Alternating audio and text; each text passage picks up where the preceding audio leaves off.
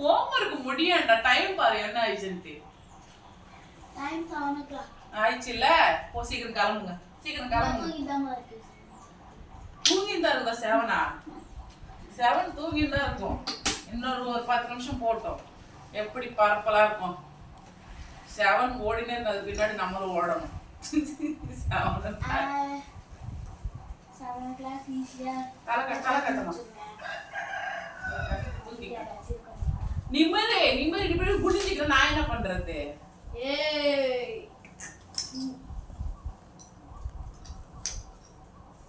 Apple கடல் எந்திரிச்சிட்டியா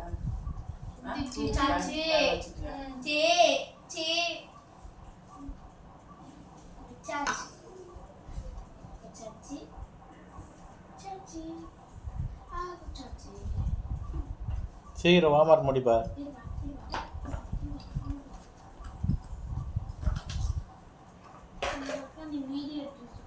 எங்க pan போறதுக்கு ஒரு மருந்துங்க கண்டுபிடிச்சிட்டேன் என்னது பேன் போறதுக்கு வேப்பலை வெந்தயம் கொஞ்சோண்டி ஒரு 2 ஸ்பூன் அளவுக்கு ஊற வச்சுனா முடி பொறுத்துது அது கொஞ்சம் முடியாத 1 ஸ்பூன் போடணும் பாப்பா முடி அடர்த்தியா இருக்கிறதுனால 2 ஸ்பூன் போட்டுக்கிறேன் 2 ஸ்பூன் வெந்தயம் ஒரு 2 ஹவர் 3 ஹவருக்கு முன்னாடி 4 ஹவர் ஊறினா இன்னும் நல்லது நல்லா சாறு இறங்கும் வெந்தயம் நல்லா ஈர நனைஞ்சி அப்புறம் வந்து அதில் வந்து அது ஊறின பிறகு அதை எடுத்துட்டு அதில் கற்றால் இல்லை கற்றால் ஒரு 80 துண்டு இருந்தால் போதும் அதான் கொஞ்சோண்டு ஒரு விரல் சைஸில் கற்றால் வந்து 4 அதான் கற்றால் தான் அது வந்து தோல் சீவி அதில் இருக்கிற ஜெல்லி மாதிரி இருக்குதுல்ல அது வந்து ஒரு அலசிட்டு அது எடுத்துக்கணும் கட் பண்ணி அப்புறம் வந்து வேப்பம் கொத்து 3 கொத்து போடணும் பாப்பாவுக்கு வந்து 3 கொத்து வேப்பங்கிறது 3 கொத்து போடணும் அப்புறம் வந்து ஒரு முட்டை வந்து முடி க்ரோத்துக்காக தான் நான் போடுறேன் அதுலேயே சேர்த்து போட்டுருக்கோம் முட்டை வந்து பேன் போடுறதுக்கெல்லாம் கிடையாது வேணுமன்றவங்க போட்டுக்கலாம் வேணாதவங்களாம் விட்டுக்கலாம் நான் முடி சைனிங்காக வரும் இல்லை அது முடி கொஞ்சம் சத்தும் கிடைக்கிறதுக்காக நான் முட்டை ஆட் பண்ணிக்கினேன் இந்த 3மே வந்து நல்லா மிக்ஸில் அடித்து பேஸ்ட் மாதிரி பண்ணி அதெல்லாம் சாரை வந்து பிளியெல்லாம் வேணும் நல்லா பேஸ்ட் ஆகிற வரை கொஞ்சம் நேரம் விட்டுருணும் மிக்சியில் நல்லா நைஸாக வந்துடும் அது பிறகு அது தலையில் சிக்கெல்லாம் நல்லா அவுத்துட்டு சிக்கெல்லாம் நல்லா உடச்சி வச்சுட்டு போடணும் போட்டுக்கிட்டு ஒரு 2 ஹவர் விட்டுருணும் அப்படியே 2 ஹவர் விட்ட பிறகு நம்ம வந்து தலைக்கு வந்து சும்மா வெறி தண்ணியில் மட்டும் வாஷ் பண்ணிவிட்டு அப்புறம் ஷாம்பு போட்டு வாஷ் பண்ணோம்னா பேணி வந்து அப்படியே மயக்கம் போயிட்டு செத்து போகிற மாதிரி இருக்கும் அப்படியே அந்த ஈரெல்லாம் கூட செத்து போயிடுதுங்க சும்மா சீப்பில் சீவ கொட்டிடுது அதாவது அடிக்கடி பண்ணால் சளி பிடிக்கும் எப்படின்னா 2 வாரத்துக்கு ஒரு வாட்டி பண்ணாலே 1 மாதத்துக்கு 1 மாதம் இல்லை ஒரு 4 வாட்டி பண்ணாலே பேன் ஈர் எல்லாமே கொண்டு போயிடணும் நீங்கள் வந்து வேணுமானா அந்த மாதிரி ட்ரை பண்ணி பாருங்கள் ட்ரை பண்ணி பார்த்து எங்களுக்கு வந்து கமெண்ட் பண்ணுங்கள் இது கண்டிப்பாக வேலை செய்யும் நீங்கள் வந்து அது பண்ணி பாருங்கள் நான் பண்ணியிருக்கிறேன் உண்மையிலேயே கரெக்டாக பேன் நல்லா கொட்டுச்சு பாப்பா கூட கொஞ்சம் பரவாயில்ல மாட்டேங்கிறா ஸ்கூலுக்கு போகிறனால பசங்க எல்லாமே உட்காந்துக்குது இல்லைங்களா அது எப்படி இருந்தாலும் பேன் இல்லாதவங்களுக்கு கூட வந்துடுது அது இல்லாத ஒரு வளர்ச்சிங்க அந்த பசங்களுக்கு வந்து அந்த டைம் ஒரு 12 வயசு அதை ஒரு 6th படிக்கிறதுலேருந்தே ஒரு 15 வயசு வரை பேன் நிறைய வருது எங்களுக்கு எப்படி வந்ததோ அதுக்கப்புறம் நானே கல்யாணம் பண்ணுறதுக்கு முன்னாடியே கொஞ்சம் போயிடுச்சு கல்யாணம் பண்ணும்போது சுத்தமாக போயிடுச்சு ஆனால் அது படிக்கிற டைம்ல இருந்தா அந்த படிக்கிற மூளை நல்லா வேலை செய்யனால பேன் பிடிச்சிக்குதா என்னன்னு தெரில நிறைய பேன் அப்போ பிடிக்குது அதே மாதிரி எங்கள் பாப்பாவுக்கு பிடிச்சிருக்குது நாங்கள் அதுதான் சரி எதனாச்சும் பண்ணணும் இல்லை ரொம்ப பெயின் ஆயிடுச்சுன்னா அவங்களுக்கு முடி அடர்த்தியாக இருக்கிறதுனால நீர் நிறைய ஆயிட்டு தலை சீவுனோம்னா லூசி ஹேரெல்லாம் விட்டோம்னா அப்படியே ஃப்ரீ ஹேரெல்லாம் விட்டோம்னா ரொம்ப அசிங்கமாக தெரியும் பார்க்குறவங்களுக்கு அதனால தான் இப்போயே நான் கொஞ்சம் கொஞ்சமாக குறைக்கலாம் அப்படின்றதுக்காக எல்லாம் பண்ணிக்கிறேன் பண்ணி பாருங்க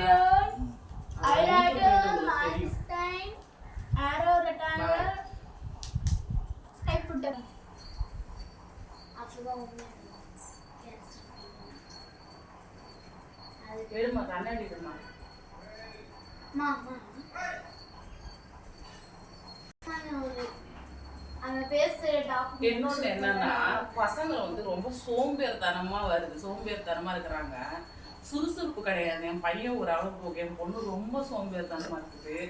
இதுக்கு வந்து எதனா ட்ரிப்ஸ் இருந்தால் சொல்லுங்க ஃப்ரெண்ட்ஸ். படிக்கிற பிள்ளை கொஞ்சம் சுறுசுறுப்பாக இருந்தால் தானே, ஒரு டைப் பண்ணுறதா இருந்தாலும் எல்லாத்தையுமே சோம்பேறித்தனம். படிப்பு விஷயத்துல சோம்பேறித்தனம் பண்ண நம்ம என்ன பண்ணுறது சொல்லுங்க நீங்களே. நம்மளோட கஷ்டம் என்னென்ன புரியாது. அவங்களோட வாழ்க்கைக்கு தான் நம்ம இவ்வளோ போராடுறோம். அது புரிஞ்சுக்கவே மாட்டேங்கிறாங்க. எப்படி புரிய வைக்கிறதானே எனக்கு ஒன்றுமே புரியல. நீங்கள் கொஞ்சம் சொன்னீங்களன்னா.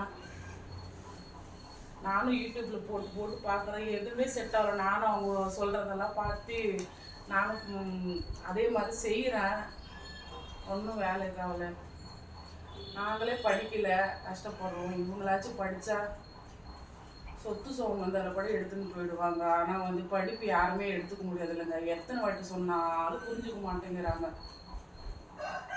சொல்லி சொல்லி அவனுக்கு திருத்தாச்சு ஒரு அளவுக்கு. ஆனால் இந்த அம்மாவுக்கு திருத்தறதுக்கு நான் என்னதான் பாடுபண்ணேன் என்ன தெரில எனக்கு. சொன்னாலும் டென்ஷனாக வராங்க. இந்த வயசில் எதுக்காக அந்த டென்ஷன் எனக்கு தெரில. எதுக்குன்னா அந்த வயசு வளர டென்ஷன் வருமா என்னன்னு தெரில.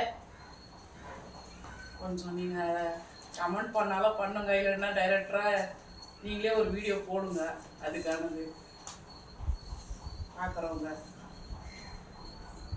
சொன்னால் கொஞ்சம் நல்லாயிருக்கும். எவ்வளோ கஷ்டம்ன்ற வார்த்தைக்கு இடம் இல்லாத, அதனால் நம்ம கஷ்டப்படாத இருக்கிறதுனால தான் அந்த பசங்க வந்து இப்படி இருக்குதுங்களோ என்னன்னு தெரில எனக்கு. கஷ்டம்ன்ற வார்த்தைக்கு அவங்களுக்கு தெரியல, என்னன்னு தெரியல. இல்லைன்னா நம்ம கஷ்டப்படுறோமே, பசங்களுக்கு கஷ்டப்பட்டு நம்ம வந்திருக்கோம். அதனால் வந்து பசங்களுக்கு அதோட சரி அது கொஞ்சம் தெரியாத வளர்த்துக்கலாம். நம்மளை மாதிரி இல்லாத நம்ம கூட தான் சின்ன பிள்ளைல ஒரு ட்ரெஸ்ஸு போடுறது கூட அவ்வளோ கஷ்டம். ஒரு சாப்பாடு சாப்பிட கூட எங்கள் வீட்டிலாம் ரொம்ப கஷ்டம். அது நாங்கள் சொல்லி சொல்லி வைக்கிறோம், அப்போ கூட புரிஞ்சுக்க மாட்டேங்கிறாங்க. அந்த கஷ்டம் அவங்களும் அனுபவிச்சாதான் தெரிஞ்சுக்கணுன்னு அவங்க தலையெழுத்து என்னன்னு தெரில.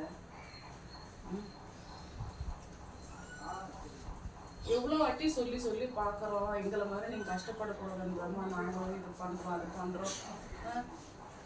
நீங்கள் படிங்க, உங்களுக்கு என்ன வேலை சொல்கிறோம். நாங்களும் எவ்வளோ வேலை செஞ்சுருக்கோம். அந்த வயசு 5 வயசுலேருந்து நாங்கள் பாடாப்பட்டோம். சொன்னால் புரிஞ்சிக்கவே மாட்டேங்கிறாங்க. எங்கள் அம்மா அப்பாலே விட்டுட்டு போயிடுவாங்க வேலைக்கு. காலையில் போனால் சாயந்தரம் தான் வருவாங்க.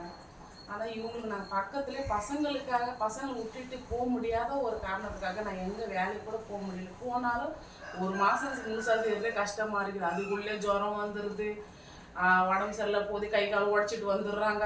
எதனாச்சும் ஒன்று வந்துனே இருக்குது. அதுக்காக இவங்க சொல்கிற நீ வேலைக்கு போய் சம்பாதிச்சது போதும், நீங்கள் எல்லாம் பண்ணுறது போதும், வச்சுட்டு வீட்டில் வேலை பாரு, பிள்ளைங்களை பாருன்றாரு. அதுக்கு மேலே எனக்கு செலவு வர வச்சிடாத, நீ வேலைக்கு போகிறன்ற பேர் வந்து இருக்கிறாரு. நான் என்ன தான் பண்ணுறது? ஒரு ஆள் வருமானம் பத்தவும் மாட்டேங்குது. சொன்னாலும் புரிஞ்சுக்கவும் மாட்டேங்கிறாங்க. கொஞ்சம் இந்த பொண்ணு பெரிய பொண்ணு கொஞ்சம் தம்பியை பார்த்தீங்கன்னா கூட, தம்பியை நான் இவளே அவனை பார்த்துக்கிற மாதிரி இருக்கிறேன். இப்போ அந்த அளவுக்கு வந்து எப்படி சொல்கிறது, நம்ம சொல்லி சொல்லி அவங்கள மக்க ஆகிடுவோமோன்ற பயத்தில் நானும் நிறைய விஷயம் சாதாரணமாகவே சொல்லி பார்க்குறேன். புரிஞ்சுக்கிறது குணம் இன்னும் வரல.